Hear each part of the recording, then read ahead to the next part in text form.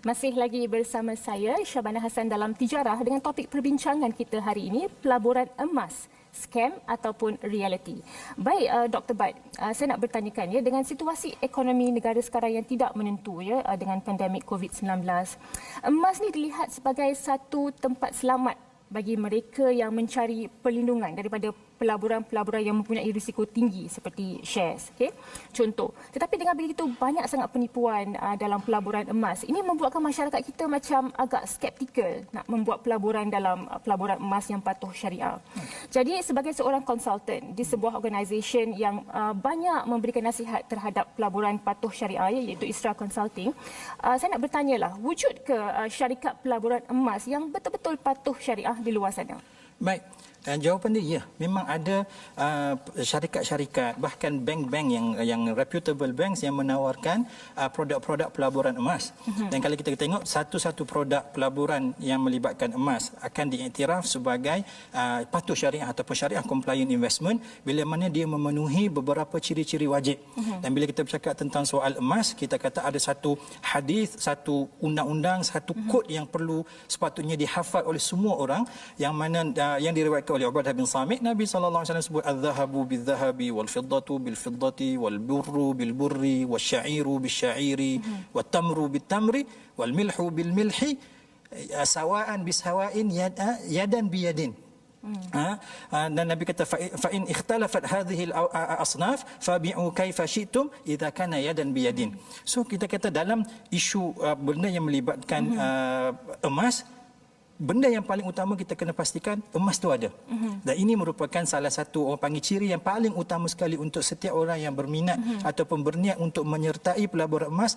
Dia kena pastikan pelaburan emas ini akan menyebabkan dia memiliki emas yang sebenar. Bukan semata-mata benda yang tertulis atas kertas, tapi bila mana dia minta emas dia nanti satu hari nanti, dia kata, oh kami tak boleh bagi emas yang sebenar. Itu salah satu petanda yang cukup jelas bahawasanya pelaburan ini kemungkinan scam. Sebab kita kata kalau dalam syariat mesti kena ada emas. Dan bila mana satu pelaburan tu dikatakan sebagai pelaburan patuh syariah, dia mestilah memenuhi syarat utama transaksi penjualan emas, iaitu dia mesti dilakukan secara spot ataupun orang panggil secara tunai, yang mana pembayaran perlulah terus disusuli dengan pemindahan hak milik emas tu daripada penjual kepada si pembeli ataupun si pelabur tu.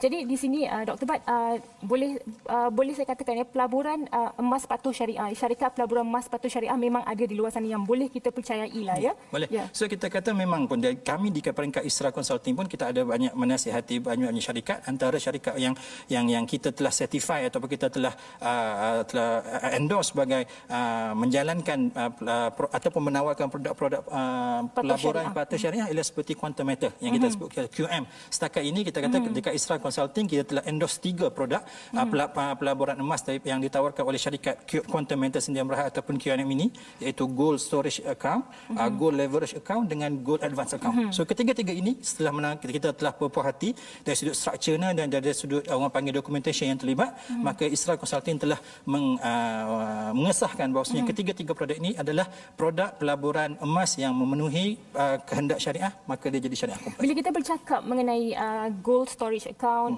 GLA dan juga GAA tadi ya, Dr. Bad ya, apakah pelaburan emas ini bagi semua lapisan masyarakat ataupun khas untuk bisnes sahaja, bagaimana? Dia untuk semua. Kalau kita tengok dari sudut strukturnya, produk-produk ini boleh diakses ataupun boleh disertai oleh semua lapisan masyarakat bermula dengan modal sekecil RM10. Maksudnya kalau kita ada RM10, kita dah start boleh join satu produk yang pertama, GSA, Gold Storage Account. Dan untuk kita participate dalam GLA dan GAA, dia punya prerequisite requirement dia adalah kita kena ada GSA dulu. Maka untuk start masuk dalam GLA dan GAA, kita kena masuk GSA, dan GSA ni macam saya sebut tadi boleh disertai dengan modal serendah RM10 pun. Maka dia boleh disertai oleh orang perseorangan walaupun modal tak banyak, dan dia juga QM sendiri pun telah bekerjasama dengan banyak reputable bank seperti Bank Muamalat dan sebagainya, yang menyebabkan dia sesuai untuk orang panggil disertai oleh semua lapisan masyarakat. Jadi bila seseorang itu ingin memiliki emas daripada Quantum Metal ini, dia memiliki emas daripada GSA, iaitu dengan harga RM10 sahaja. Serendah RM10. Serendah RM10 sahaja. Baiklah. Okey, seperti yang Doktor maklumkan ya, nampak macam Quantum Metal ni mempunyai banyak potensi ya untuk terus mengembangkan sayapnya dalam pelaburan emas yang patuh syariah ya. ya. Jadi setakat ini bagaimana sokongan yang diberikan ya Dr. Bad oleh masyarakat ataupun industri kewangan ya terhadap quantum matter? Setakat ini, kalau setakat penglibatan kita dalam menasihati produk-produk yang ditawarkan oleh QM satu syarikat yang saya boleh katakan secara peribadi kerana saya ada hubungan yang orang panggil secara konstan dengan QM dalam menasihati produk-produk mereka. Kita kata QM sangat aspire untuk menjalankan pelaburan-pelaburan yang patuh syariah yang pertama. Kemudian QM juga mendapat kerjasama daripada bank-bank Islam yang terkenal seperti Bank Muamalat dan Bank Affin yang pastinya akan membuktikan atau memberi indication bahawasanya perniagaan ini dilakukan ialah orang panggil genuine dan mematuhi syariah.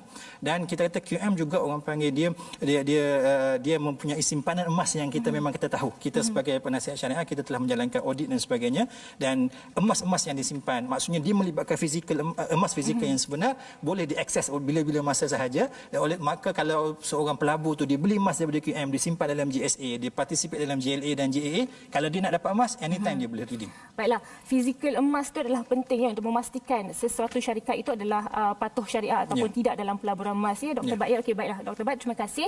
Kita akan berehat seketika sahaja dan bila kita kembali kita akan bertanyakan pula apakah itu kunci harga dalam urus jaga emas. Jadi jangan ke mana-mana.